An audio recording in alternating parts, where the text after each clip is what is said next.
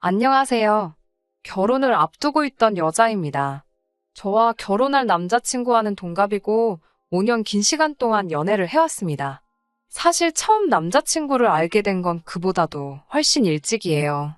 재수학원에서 처음 만나게 되었고, 그때도 같은 대학교를 목표로 하고 있는 저와 남자친구 둘 다 서로에게 관심이 있었는데, 연애한다고 공부를 미뤄둘 수는 없어서 결국 만남까지 성사가 되지는 않았어요. 저는 재수해서 바로 제가 원하던 대학에 갈 수 있었고, 재수에 실패한 남자친구는 좋은 대학 들어가고 싶은 욕심에 1년 더해서 삼수까지 했습니다. 어쨌든 남자친구는 결국 보란 듯이 저와 같은 대학에 들어오게 되었고, 그때도 서로 자주 시간을 보냈지만, 군대가 걸려 있어서 연애까지 발전하지는 못했습니다. 그리고 남자친구가 전역을 하고 난 뒤에는 저는 졸업반이었고, 남자친구는 아직 2학년이었어요. 저는 그때 따로 만나던 남자친구가 있었는데 결국 지금의 남자친구와 이어지게 되었네요. 군대에 가버리면 저를 놓칠 수도 있을 것 같다는 생각에 저 때문에 억지로 군대를 미루고 미루다가 입대했다고 나중에서야 털어놓더라고요. 그런데 덕분에 복학 시기도 제대로 맞추지 못해서 남자친구는 입학도 늦었는데 졸업도 애매하게 늦게 했어요. 먼저 졸업한 저는 졸업 후 1년 뒤에 취직에 성공했고 그 뒤부터는 연애를 하면서 남자친구 취업 뒷바라지를 해줬어요. 결국 남자친구는 대학교를 졸업하고 얼마 전 원하는 직장에도 들어가게 되었습니다. 저랑 같이 있기 위해 노력한 결과라고 다 제가 있는 덕분에 원하던 대학에도 들어갔고 원하던 직장에도 들어가게 되었으니 제가 행운의 여신이나 마찬가지라고 말하며 프로포즈를 해왔습니다. 직장도 안정적이고 급여가 좋은 회사였고 남자친구 말대로 저랑 함께하기 위해 이렇게 노력을 해온 사람이니 결혼하면 저도 분명 행복하게 해줄 거라는 생각에 프로포즈에 응했어요. 그런데 프로포즈 받은 행복도 잠시. 결혼 준비하면서 이런저런 일 때문에 답답해 이렇게 사연 적어봤습니다. 예비 시부모님 처음 인사드리러 간 날이었어요. 외식을 하면 좋았겠지만 또다시 코로나가 유행을 하면서 방역수칙이 깐깐해져서 예비 시부모님 집에서 만남을 가졌습니다. 식사가 끝나고 어색한 분위기가 이어지는 가운데 텔레비전에서 요즘 하고 있는 사극 재방송이 나오더라고요. 낯가림 때문에 어색했던 상황인지라 다들 텔레비전만 보면서 시간 보내고 있었는데 아버님께서 저것 좀 보라고 여자가 탐욕스러우니 자식이 아버지 알기를 우습게 알고 형제끼리 칼부림을 하는 게 아니겠냐는 말을 하면서 예로부터 여자가 져줘야지 평화롭고 남자가 잘 된다는 이야기를 하시더라고요. 암탉이 울면 집이 무너진다는 말이 괜히 있는 게 아니라고 하면서 엄청 재밌는 말을 하신 것 마냥 혼자 껄껄 웃으셨어요. 안 그래도 어색한 자리였는데 그 말씀에 분위기까지 이상해지고 아버님께서는 누구에게라도 자기의 뜻을 동의를 받아야 했는지 어머님 옆구리를 발로 쿡쿡 찌르면서 내 말이 맞지? 하고 재차 확인을 하시더라고요. 어머님께서는 마지못해 그렇다고 해주셨고요. 아무리 자리가 어색한 상황이었다고 할지라도 그래도 첫 만남인데 구태여 저한테 저런 말씀을 하시는지 이해가 안 됐습니다. 그렇다고 제가 남자친구 잡을 듯이 하는 행동 한 번 한 적도 없고 티낸 적도 없는데 말이에요. 일부러 저러시나? 혹시 벌써부터 제 길을 누르시려고 그러나? 그런 생각이 들었습니다. 그래도 제가 할 말은 다 하고 사는 성격인데 아무렴 기분 나쁜 말을 들었다고 할지라도 예비 시아버지 되실 분인데 아버님 재미없는 농담에 말대꾸는 하지 않았지만 그래도 동의도 하지 않고 그냥 가만히 앉아 있었습니다. 남자친구는 나중에 저한테 그때 왜 그랬냐, 뭐가 문제냐 하면서 자기 부모님이 신경 써줘서 초대한 식사 자리인데 그렇게 똥 씹은 표정하고 있을 필요는 없지 않았느냐고 답답해하며 화를 냈습니다. 아버님 말도 말이지만 그런 식으로 나오는 남자친구 반응도 섭섭하더라고요. 그래서 저도 솔직히 첫 만남인데 저런 말씀 하시니 나도 좀 서운했다고 따졌더니 그게 뭐가 서운할 일이냐고 어른이 분위기 좀 어떻게 해보려 꺼낸 말인데 누가 농담 가지고 서운해하냐고 하는 겁니다. 오히려 대화가 멈추고 어색해진 상황에서 예비 며느리 될 제가 애교도 부리고 하면서 분위기를 띄웠어야 하는 거 아니었냐고 하더라고요.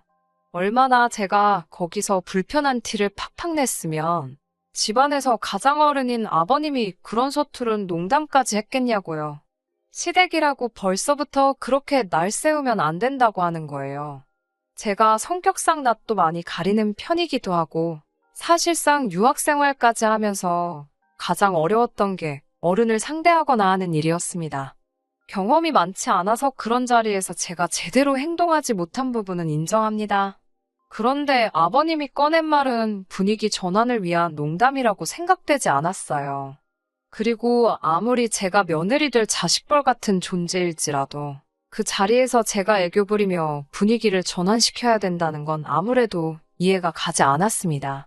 하지만 남자친구 말대로 아버님이 아기를 가지고 한 말이 아니라는 해명을 듣기도 했고 저도 불편한 기색을 숨기지 못한 잘못이 있었기 때문에 그날 일은 그냥 제 마음속에 묻어두기로 했습니다.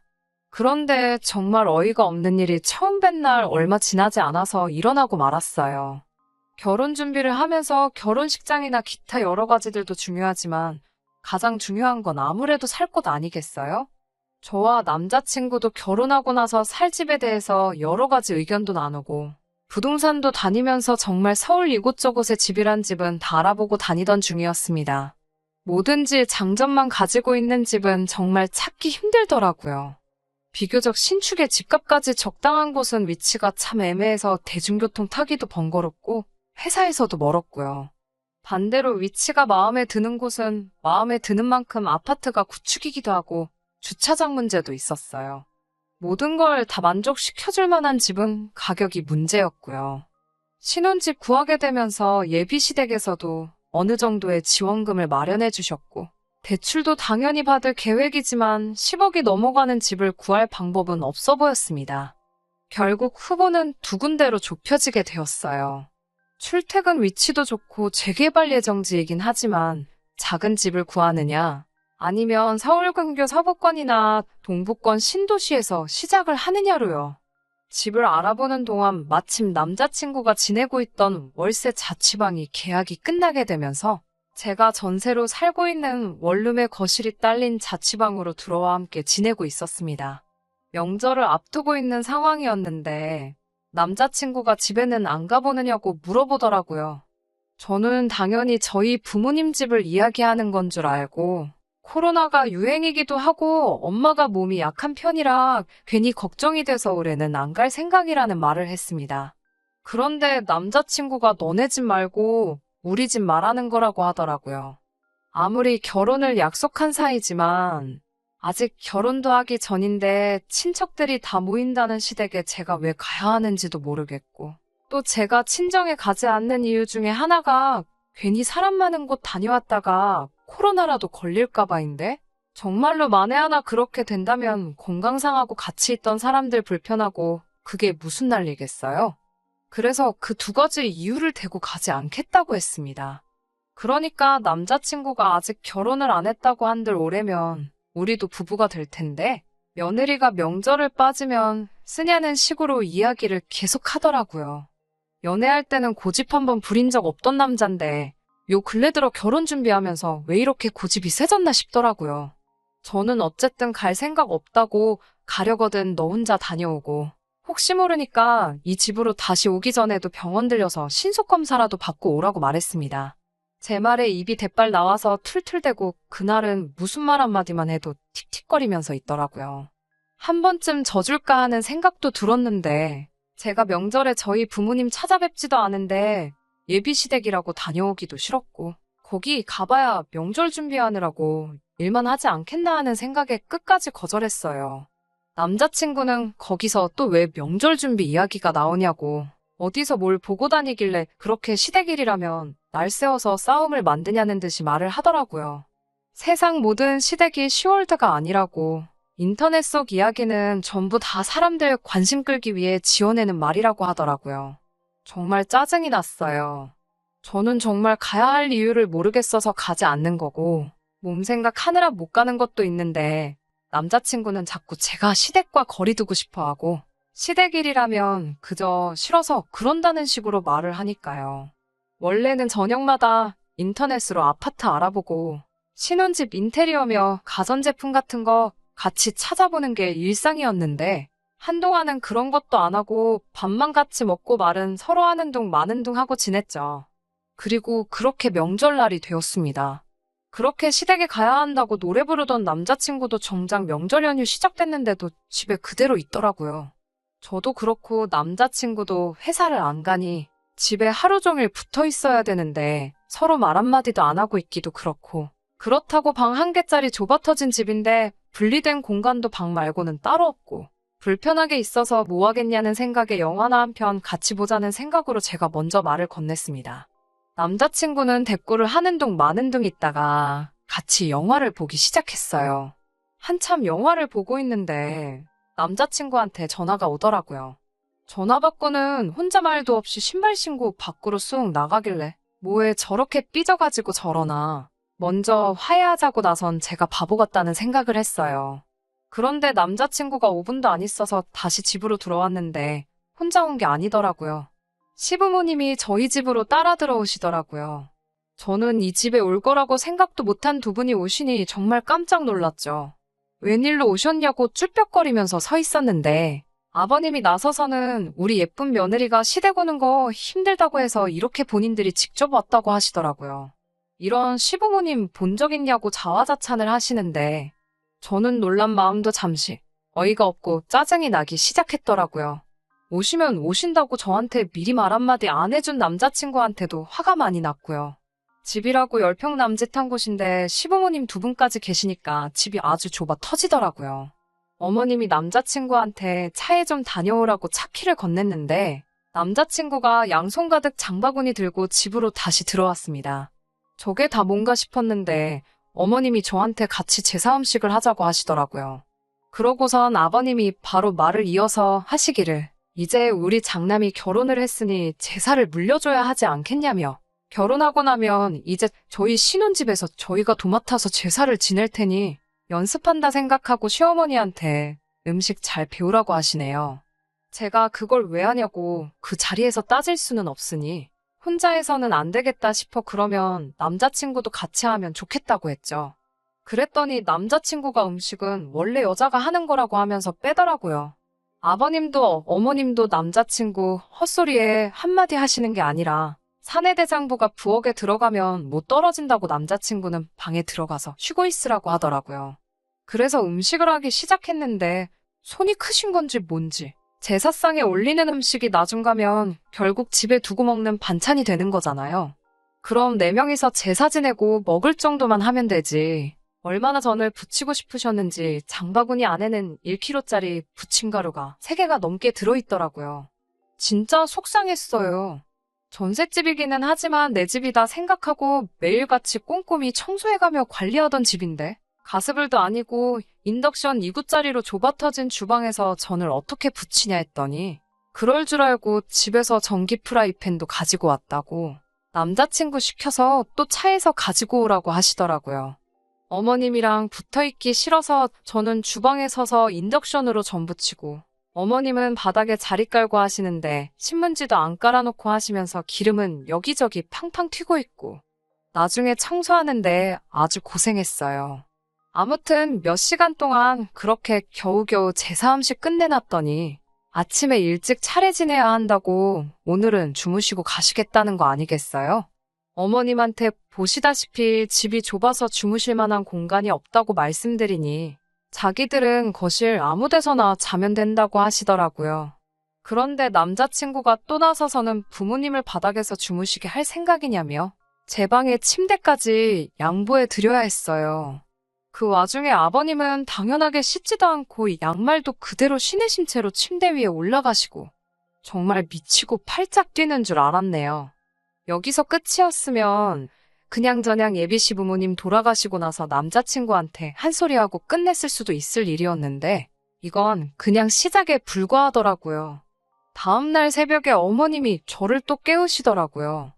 여기는 주차를 어디다가 해야 되냐고 물으시길래 주차하신 거 아니냐고 물었더니 우리 차 말고 라고 말하면서 친척분들이 오셨다는 말을 하시더군요. 친척들이라니 무슨 소린가 했는데 저희 집에서 차례 지낸다고 시댁 친척들을 여기로 다 부르셨다고 하십니다. 그 소리에 이건 또 무슨 일인가 싶어서 또 표정 관리를 못했나 봐요. 그랬더니 아버님이 옆에서 저한테 겸사겸사 우리 예비 며느리 소개도 하고 자랑도 하고 싶으셨다고, 결혼하기 전에 친척들한테 얼굴 한 번씩 비추고 인사 한 번 드려야 되는데 겸사겸사 한 번에 하게 되었으니 저한테는 번거로울 것 없어 좋은 일 아니겠냐고, 이렇게 며느리 챙겨주는 시부모가 또 어딨겠냐며 노스레를 떠는데, 솔직히 예비 시부모님만 아니었으면 진짜 주먹이라도 나갈 뻔했어요. 그 시점부터 정말 온갖 시댁 친척들이 하나둘씩 집안으로 들어오는데 써있을 자리도 없을 정도로 정신이 없더라고요. 차례 끝나고 나니 상 차려놓고 밥 먹을 자리는 안 나오니까 전날에 정말 그렇게 많이 부친 전들 다 비닐봉지에 담아서 한 봉지씩 손에 쥐어주고 보내는데, 정작 전 부친 건 거의 저 혼자 다 한 것 같은데 저희가 먹을 건 하나도 없었습니다. 남편은 그 와중에 친척형들하고 술 한잔 마시고 온다고 밖으로 나가고, 십수명의 사람들이 휩쓸고 간 저희 집은 엉망이 되었는데 치울 생각하니 한숨조차 안 나오더라고요. 그리고 혼자 신나서 술 잔뜩 처먹고 온 남자친구하고 정말 대판 싸웠어요. 이 좁아터진 집에 그 많은 사람을 부를 생각을 다 하냐고, 결혼 전이라 시댁 안 간다는 말에 삐져가지고는 무슨 사람 먹이려고 어디 작정하고 버린 일이냐고, 10년을 알아오고 5년간 연애한 그 사람하고 똑같은 사람이 맞냐, 사람이 갑자기 변한 거냐 아니면 여태껏 본성을 숨겼던 거냐, 정말 파혼까지 할 기세로 속에 담아두었던 말 전부 다 꺼내서 했습니다. 파혼 이야기까지 오가기 시작하니 그제서야 남자친구가 무릎을 꿇고 저한테 빌더군요. 시부모님 말이 여태껏 자기가 저를 쫓아다녔다는 사실에 결혼하면 주도권은 저한테 있겠다, 뭐 이런 말씀을 하셨다나요. 그래서 일부러 더 세게 나왔다고 합니다. 본심은 아니었다고요. 여태껏 제가 알던 사람으로 돌아올 테니 한 번만 용서해달라고 빌더라고요. 그놈의 정 때문인지 정말 자초지종 처음부터 끝까지 설명하고 싹싹 비는 모습에 마음이 약해져서 사과를 받아줬습니다. 그냥 받은 건 아니에요. 시부모님이 그렇게 나오셨다는 사실이 신경이 쓰였고, 주도권 이야기로 뒤에서 남자친구를 조종했다는 사실은 용서가 되지 않았어요. 어차피 결혼하면 시부모님하고 사는 거 아니니까 적당히 할 도리만 하고 거리 두고 지내면 된다고 생각했죠. 얼마나 아니란 생각이었는지 참 후회가 되네요. 결혼하면 제사 물려받을 생각 없다, 혼인신고는 곧바로 하지 않고 지켜보다가 정말 약속들을 지키고 있는 것 같으면 그때 가서 하겠다고요.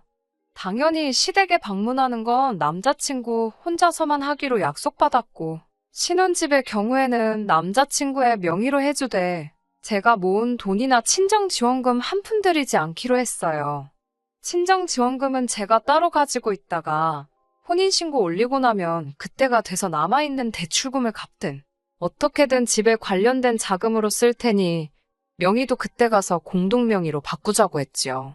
그렇게 폭풍 같은 날이 지나고 남자친구도 다시 원래 모습으로 돌아온 듯 했고, 그 이후로는 예비 시부모님과도 적당히 거리 두고 지내며 결혼 준비 관련된 부분에서만 전화로 이야기한다던가 하는 식으로 지내고 있었습니다. 그리고 결국 파혼하게 되었어요. 바로 얼마 전 이야기입니다. 남자친구가 그때쯤부터 약간 정신 빠져 있고 넉나간 사람처럼 지내고 있었어요. 평소랑 다른 모습에 걱정이 돼서 무슨 일 있냐고 물어봐도 아무 일 없다고만 대답하고 잠깐 괜찮은 척 하고 나서는 다시 또 축 처져 있더라고요. 안 좋은 일이 있겠다는 건 짐작하고 있었는데 이런 일인지는 상상도 못했네요. 휴일날이었는데 시부모님이 또 연락도 없이 저희 집으로 찾아오셨더라고요. 남자친구한테 무슨 일이냐고 따져 물을 새도 없이 들이닥치셔서는 저보고 돈을 내놓으라고 하시는 거예요. 갑자기 돈을 내놓으라니 무슨 일인가 싶었죠. 남자친구는 안색이 창백해져 있고 그제서야 모든 사실을 제게 말해주더라고요. 남자친구가 시댁에서 집 구하라고 지원해준 돈과 자기가 결혼 자금으로 모아놓은 돈을 코인과 주식으로 날려먹었다고 합니다. 반토막이 났으면 차라리 괜찮았을 거예요. 그냥 그 돈이 전부 휴지 조각이 되어버렸다고 하더군요. 저도 정신이 아찔해져서 이게 무슨 일인가 정신이 없어 있는데 아버님이 여자 잘못 들여가지고 아주 집안 꼴을 말아먹는다고 성질을 부리시더라고요. 그게 왜 저 때문이냐고 하니까 남자친구가 하는 말이 가관이었습니다. 제가 좁은 집이 싫다고 했고 집을 자기 혼자서 구하라고 했다고 말하면서 그것 때문에 자기가 주식과 코인에 손을 댄 거 아니겠냐고. 따지고 보면 전부 다 제 잘못이라고 하는 거예요. 아버님도 한술 더 떠서 처음 봤을 때 자기가 말한 거 기억 안 나냐고. 여자가 탐욕적이라서 이 사단이 난 거 아니겠냐고 저한테 호통을 치시더라고요. 이래서 여자 말 듣지 말라고. 집안은 남자가 주도권을 잡아야 사는 거 아니겠냐고 하면서 내 욕심 때문에 이렇게 된 거. 당연히 우리는 우리 아들하고 저를 결혼시킬 생각 없고 너 때문에 큰 돈을 날렸으니 그 돈을 저보고 보상을 하라고 하는 거예요. 어이가 없어서 진짜. 그동안은 예비 시부모님이라 말을 아꼈지만 제가 먼저 파혼 이야기 꺼내기 전에 결혼시킬 생각 없다고 하셨으니 이제 예비 시부모님이 아니라 그냥 남이잖아요. 저도 더 이상 참을 거 없다고 생각해서 한마디 던졌습니다. 주제도 모르고 결혼을 해준다니 안 해준다니 말하지 말라고요. 그동안 제가 그쪽 아들 이끌어줘서 대학도 가고 좋은데 취직도 한 거 아니겠냐고. 알고 봤더니 아주 근본부터 못 써먹을 놈이었는데 그래도 어떻게 사람 구실하게 만들어놨더니 부모가 나서서 애를 다시 모질이 천치로 만들어 놓은 거 아니냐고. 그리고 저는 좁은 집에 살기 싫다고 한 적도 없고 이 좁아터진 원룸에 온 식구들 다 초대해서 그 소리 나오게 한 거 다 아줌마 아저씨 잘못 아니냐고 따졌어요. 자식 농사 잘못 지은 걸 왜 내 탓으로 하냐고. 이제는 결혼해달라고 빌어도 저도 할 생각 없으니 모자란 당신네 아들 데리고 꺼지라고 소리를 질렀어요. 아줌마 아저씨라고 부르는 게 뭐가 그렇게 열받았는지 부들부들대면서 벽을 주먹으로 내려치더라고요. 언성이 높아지고 하다 보니 이웃의 신고로 경찰까지 출동하고 아주 난리도 아니었습니다. 얼마 전 법원에 접근금지 가처분 신청을 보내놓은 게 인용 결정이 되어서 남자친구를 포함한 그 집 식구들 전부 제 근처에는 얼씬도 못하게 되었어요. 돈 문제야 당연히 자기가 날려먹은 건데 제가 어떻게 해줘야 할 이유도 없고요. 파혼하게 된다면 가부장적인 시부모님 때문에 하게 될 거라 생각했는데 결국 남자친구 본인의 손으로 뒤집어지게 되었네요. 만약 정말로 돈을 날렸다고 한들 저에게 솔직하게 말하고 처음부터 다시 시작했다고 말했으면 지금 살고 있는 좁아터진 제 전셋집에서라도 둘이 시작했을 수도 있었을 거예요.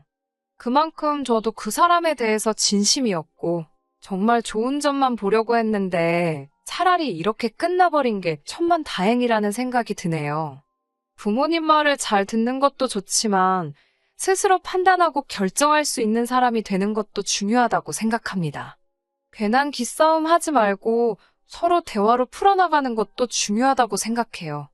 저는 결국 파혼하게 되었고 그동안 함께한 시간을 날리게 되었지만 남자친구도 그 시간과 더불어 여태 모아온 돈과 자기 부모님 재산까지 날려먹었으니 그걸로라도 위안 삼으려고요. 끝까지 들어주셔서 감사합니다. 오늘의 사연은 여기까지입니다. 구독과 좋아요, 알람 설정 부탁드리고 더 좋은 사연으로 다시 찾아뵙겠습니다. 감사합니다.